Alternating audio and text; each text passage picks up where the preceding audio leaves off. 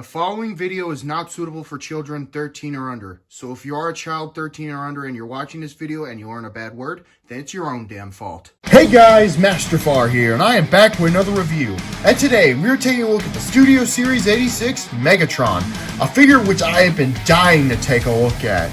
Especially considering how good SS86 Optimus Prime was. Taking a closer look at the packaging, we can see Megatron himself, as well as his accessories, as well as some art of him on the left side of the packaging. On the side of the packaging, we could see some art of Megatron. And on the back of the packaging, we could see a render of Megatron in both robot mode and vehicle mode, as well as a bio that says, Megatron and the Decepticons prepare to mount a surprise attack on Autobot City. But with all that being said, let's get Megatron out of the packaging and see if he's worthy of being the Emperor of Destruction. Getting Megatron out of the packaging, I gotta say, he looks incredible.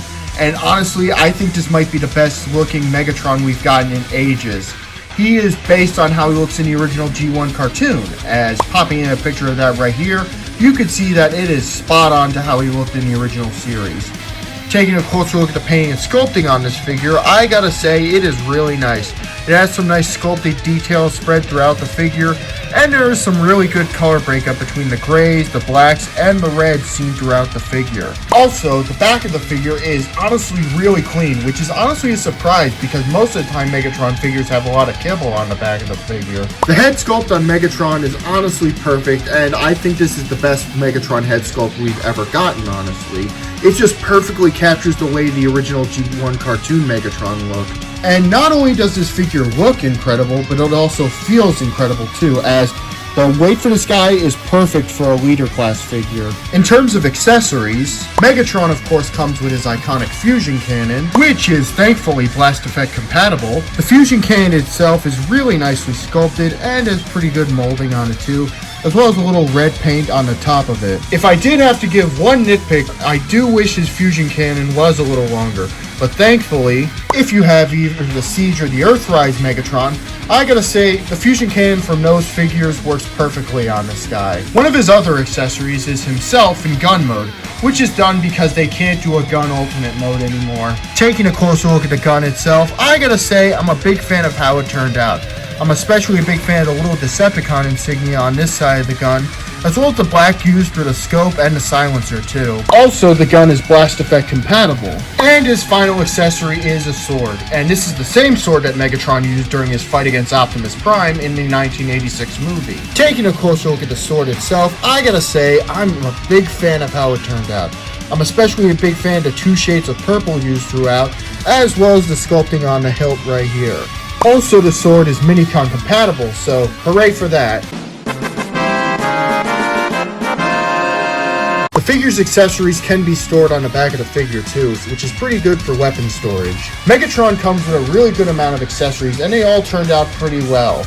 My only really nitpick is I wish that he came with his iconic Energon mace.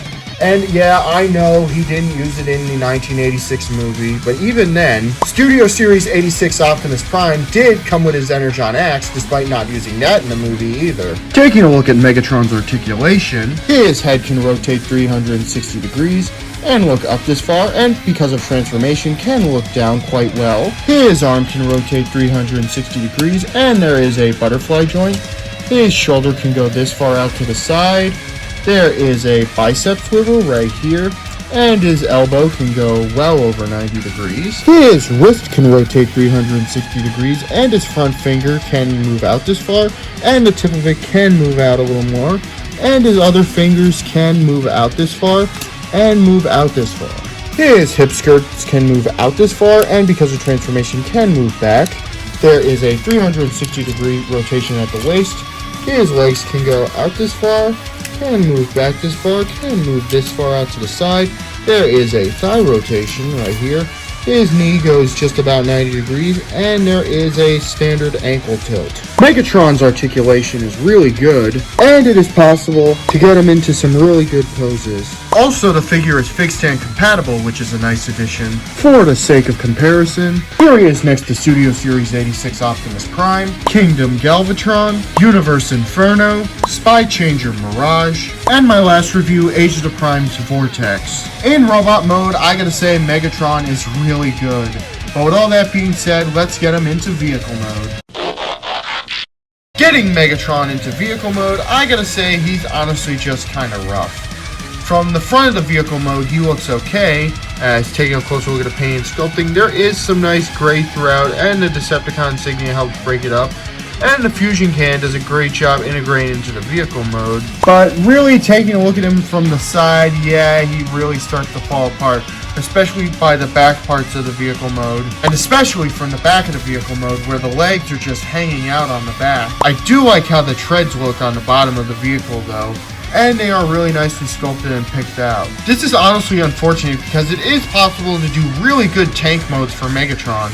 Especially considering figures like Siege Megatron exist, which did the tank mode perfectly. Hell, they even messed up how the turret works, as taking a closer look at that, the turret turns in a weird way that doesn't feel natural at all. Which makes it look even worse since the Siege version did this perfectly with the turret. At the very least, the gun barrel for the tank mode is blast effect compatible. In terms of weapon storage in this mode, there are 2 pegs on the top of the tank turret that can store the weapons, as well as a peg on each side of the tank for the weapons to go on the side. For the sake of comparison, here he is next to Kingdom Galvatron, Studio Series 86 Optimus Prime, Universe Inferno, Spy Changer Mirage, and my last review, Age of the Prime's Vortex. Overall, in vehicle mode, I gotta say Megatron is kind of rough, and there really isn't any excuse considering how much better previous tank modes have been for Megatron. But all that being said, let's get him back into robot mode and I'll give my final thoughts.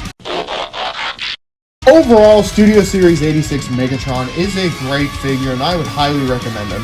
Even with the shoddy vehicle mode, I still can't help but find this guy impressive in robot mode. Just the fact it's such a clean looking figure and it perfectly captures how the character looked in the original G1 cartoon is enough of a reason for me to recommend him. But yeah, that's pretty much it. This is Master Farr signing off and I will see you next time.